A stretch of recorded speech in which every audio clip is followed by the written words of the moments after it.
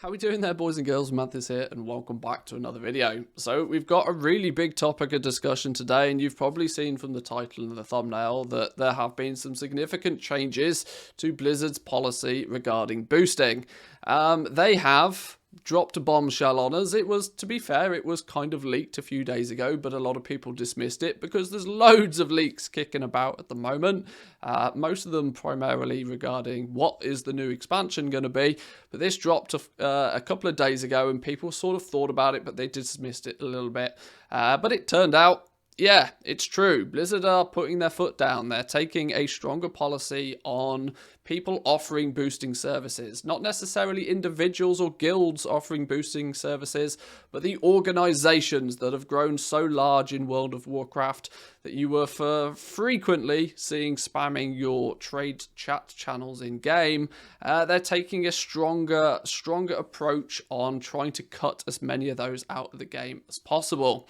I'll leave the full policy update on screen so you can maybe pause the video and have a read through the exacts. I don't feel the need to go through it word for word with you. I'm sure you're capable of going through that. But I wanted to talk for a few minutes today just about firstly what this policy is, and more importantly what it is not. You'll see on screen already I've put some notes up there just onto what this policy actually means, as there already seems to be a lot of confusion about it on the internet. So I was hoping that we could maybe have a chat about this for a few minutes today and hopefully bring some clarity to the situation and discuss a little bit about what we may see long term from this policy update change. But so first, let's take a little bit of a look at what this policy change is not. I want to make this really, really clear to begin with. This is not a blanket ban on boosting. It is a ban on boosting at scale. And what do we mean by at scale? Well, we're talking about the organizations, your Novas, your Huracan, there's a bunch of them out there. Accelerated boosting, I think, was another popular one. These basically agencies, these were acting as middlemen. These were people that were sort of sat, not necessarily even within the World of Warcraft. They had very, very large, very popular, primarily Discord servers. In many cases, they had websites to go with, and they were getting remarkably large and remarkably powerful. Blizzard is trying to put a halt to their infrastructure and prevent them from doing what they're doing. One of the most famous ones of recent times was Galliwix, that was found out to be additionally offering real money transactions as additional to just their services that they would offer with gold, and that caused a ripple throughout the boosting community, where all of the other boosting communities would then try and put as squeaky clean appearance on what they were offering as possible. But even with all that in place, even with trying to be as squeaky clean as they were, or at least appeared, Blizzard has had enough. Blizzard has decided that these organizations, these boosting communities are just too powerful. Another thing this is not, though, this is not a license for you to just randomly report anybody you see selling something in trade chat. Because boosting is not directly being banned, it is perfectly feasible and very probable that you will see either individuals or members of specific guilds on your realm still offering boosting services. So please, I implore you, please do not just randomly go to your /2, your trade chat channel, and start right-click reporting everybody that's advertising and selling a boost. If there appear to be accounts that are spamming this for hours and hours on end, days and days on end, then you have more justification. But this is not a free ticket for people to go out and just randomly right-click report anybody offering something for sale. I've already seen a lot of that within less than 24 hours of this, policy update going out. And I think very much like the multi-box situation that happened a few months back, we got to be kind of careful that we don't. We are, as members of the World of Warcraft players and community, somewhat responsible for acting, well, responsibly. But then again, this is the internet. What can we expect? The last thing I just want to point out that this is not, I do not expect this to be the last policy change that we will see regarding boosting. Very much like the multi-boxing situation. The multi-boxing situation took a couple of iterations before it got to the point where we're at today. Initially, they put what you could argue a bit of a soft ban on multi-boxing, making it considerably more difficult for people to do it as effectively as they once were. A couple of months had to go by. Blizzard felt the need to give people chance to find those loopholes in the system and to see just how many people were hopping through these loopholes before Blizzard felt the need to take a second look at it, to tighten up some of those loopholes and to get the multi-boxing situation into a state to where it is right now.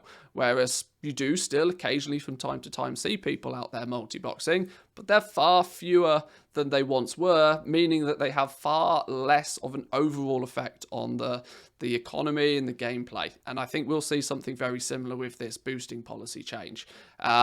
It seems to be there's definitely some open-ended elements to this as it stands right now. There are lots of questions that people are asking, and there are without doubt people who are part of these boosting communities that are already looking for loopholes to jump through to continue doing what they were doing. Because let's be honest, the reason most were doing it was because it made them an awful lot of gold in game.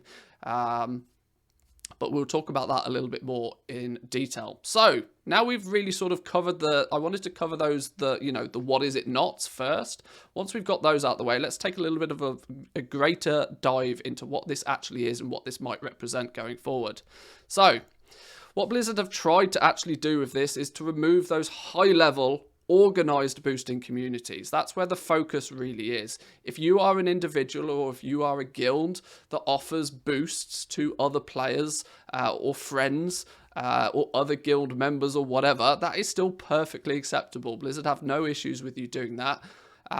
Obviously, on the assumption that you're either doing it as a gesture of goodwill, or if it's for at the most for an exchange of gold. Real money transaction is still off the cards. We should make that remarkably clear. Nothing has changed in that regard.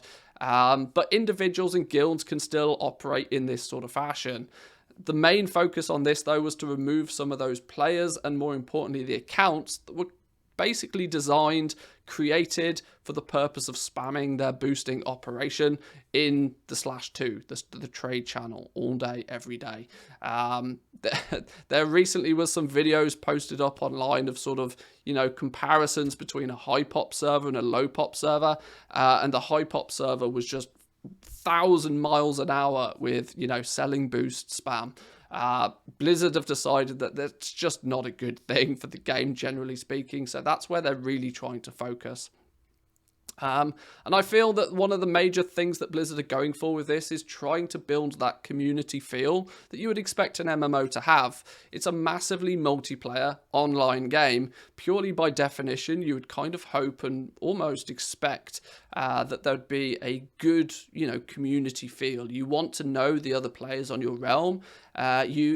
With things like looking for group and LFR and that sort of thing, the community aspect of the game has been diluted pretty heavily in the recent years.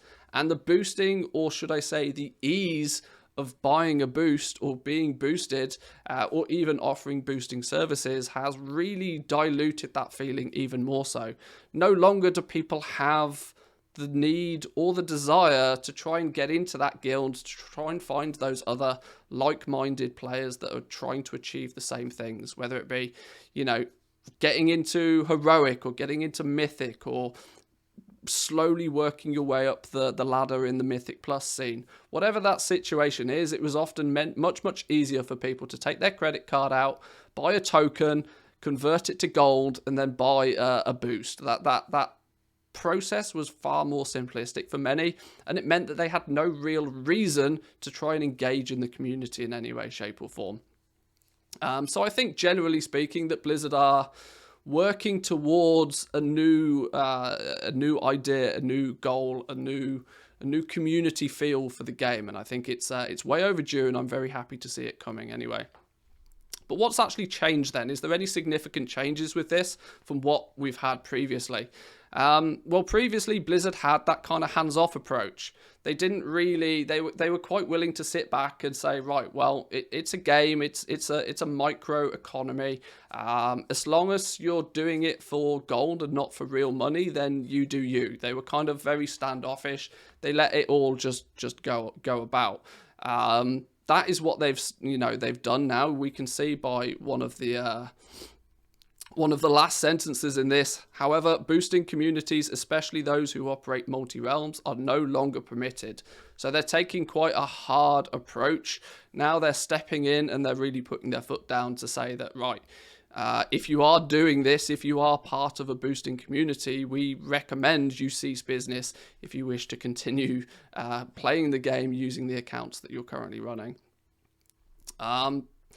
External sites, discords, and communities would usually act as agents and connect players for a fee. This is kind of how it worked previously. There was that middleman mentality.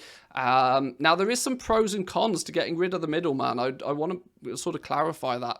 This is not all roses and daisies and happy days. There are some downsides to this, which we will talk about a little bit in a minute. But I just wanted to sort of emphasize and really sort of paint the picture of exactly how it worked previously. And I think Blizzard's main negativity towards it was the fact that a lot of this was taken off platform. A lot of it was taken out of the control of Blizzard to these separate websites, to these separate discords, and they had very little to do with the whole, situation other than just to try and, take that stands-off approach and presumably have to try and police then any, discrepancies in the system. Let's move on though. Let's take a look at what we should actually expect to happen now. This is where most of the discussion is kicked in through players online over the last couple of days. Well, how are things going to work going forward? And I mentioned that, well, boosting is still going to continue, but it's going to continue without that middleman. And there does come some pros and some cons to taking out the middleman. There is a good reason why the middleman was there in the first place. Why do we think these boosting communities got as big as they did? Well, it offered a level of security. It offered security for both parties, the person offering the services and the person looking to purchase the services. That middleman offered the security.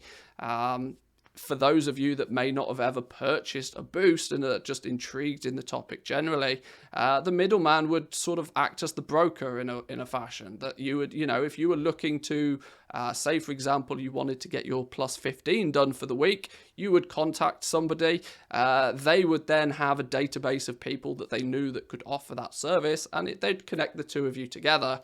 You would transfer your gold to the middleman. The service would then be fulfilled, and as long as the process goes smoothly, everybody gets their cut, everybody gets what they wanted, and it's a win-win all around. And these communities had built up a positive reputation. It made it safer for everybody involved. There was far less scams going on. There was far less, well, at least at face value, there was far less sort of real money transactions or scams going on. The downside of cutting out the middleman, though, is quite clear, that without that middleman, the whole process does become a little bit riskier, and it kind of pushes the whole boosting community a little bit underground. I'm quite aware that in the short term, we will probably see a lot of posts of people continuing to try and do this on an individual level, being scammed out of their gold. It's an inevitability that it will ultimately happen. The process of buying a boost or even offering a boost service is now going to be substantially riskier than it once was. Additionally, the cost of buying your boost is probably going to increase. This is something that I've not really seen talked about too much, but it is a big thing to note. If you are one of those players that on a weekly or monthly basis would buy a boost for some reason, the likelihood is that the cost of you continuing to do that is going to increase. Mainly down to the fact that it's no longer as competitive an environment for those people who are offering the boosts. You either pay the price that they're offering for the boost, or you don't. Especially, you'll probably find that it'll be the big guilds on your realm that will take the reins on this. The big guilds are going to be the ones that are going to start offering the boosting services, and due to the nature of that, you may find that there's limited boosting opportunities, which of course makes a seller's market for those people offering the boosts. There's probably only one top realm. The second top realm may still offer boosting services, but who wants to be boosted by the second best realm if they can be guild, if they can be boosted by the best guild? It's a risk factor. It does also mean, though, that yes, the chances are that because these guilds are going to have to take control of everything, they're going to have to find the people looking to, to want the service. They're going to have to deal with all of the transaction in-house. There's just more work to do if you're going to be offering those boosting services nowadays, which is going to mean, inevitably, your plus 15 key is going to cost you a little bit more than it probably did the week before. Be aware of that. There is a somewhat of a silver lining to that, though, that the increased cost will probably prevent a large portion of the people that were buying boosts to continue buying boosts. And that is one of the overall goals that I think that Blizzard probably had with this system. They were probably trying to de-incentivize people from buying boosts in the first place. They want to make it a little bit more difficult. They don't want to squish it completely, because then they have to police it with an iron fist, and that's probably not the right approach. But they want to they don't want to make boosting the path of least resistance.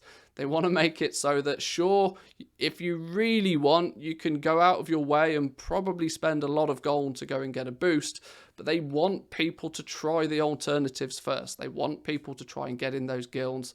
They want people to look in the dungeon tools. They want people to try and get into those pickup groups, the pug groups. They want people to try and play the game in the way it was originally designed first. If they still insist on getting a boost, then sure, people will do it. It's their prerogative. They'll do what they want to do. But increasing the price of the boosts because the services will not be as readily available will certainly have an effect on that. So to wrap it up then, I don't want to talk for too long about this. Let me give you some final thoughts on this. I'm of the opinion, and I would like to clarify that most of this is my own personal opinion, but I don't think that boosting should be the path of least resistance for players. I think the game should be created in a way that if people really want to, use all of the gold that they've earned to get themselves an achievement without not necessarily earning it, then that's entirely their prerogative. Either they've paid the real money to get the gold through tokens, or they've worked hard to gain the gold through the regular gameplay activities. If that's how they want to spend it, let them do their thing. But I definitely feel that they should be incentivized quite heavily to play the game in its natural way first. Smaller players, not smaller players. This is no sizeism on this. Players on the smaller realms, though, this is one of the drawbacks. These are one of the people that might get caught in the crossfire of this. The players on the smaller realms are going to likely to struggle a little bit more. If you play on a smaller realm and you would occasionally purchase a boost to help you do something that's not very easy to achieve on your realm due to the lower population, you're in an awkward situation right now, and I don't really have much advice for you. You're going to have to hope that there's a guild on your realm that takes the reins on this, but I imagine there's a lot of smaller servers out there where the reason you were buying boosts is because that server, there wasn't any good active guilds. There are many realms out there that are, 1 out of 10 mythic progress right now. There is no way for you to get into mythic raiding on that guild as it is. And many people would have kind of got into that comfort zone of using boosting as a way to achieve things that they can't naturally achieve on that realm. This does put people in a bit of a sticky situation. Do they look at re-rolling on higher population realms, leaving everything they had previously in the past, or do they look at giving Blizzard some money to transfer that character? I think as a gesture of goodwill to these players, it would be nice if Blizzard would open some realm free character transfer options, even if it's only for a small window of time, to allow these players to make that decision. Is it now maybe time to move to a bigger realm? Is it maybe time to re-roll on a bigger server where the community is greater and those opportunities become available to you? Generally speaking, though, I do think, as my final thought on all of this, that the local realm-based community should improve. One of the things that made World of Warcraft what it is today was the fact that, you know, people got into these groups, commonly referred to as guilds, and they got to know each other. They spent years playing the game together in some regards, and in many situations, that is the absolute best way to play this game. Without the community element of an MMO, a massively multiplayer online game,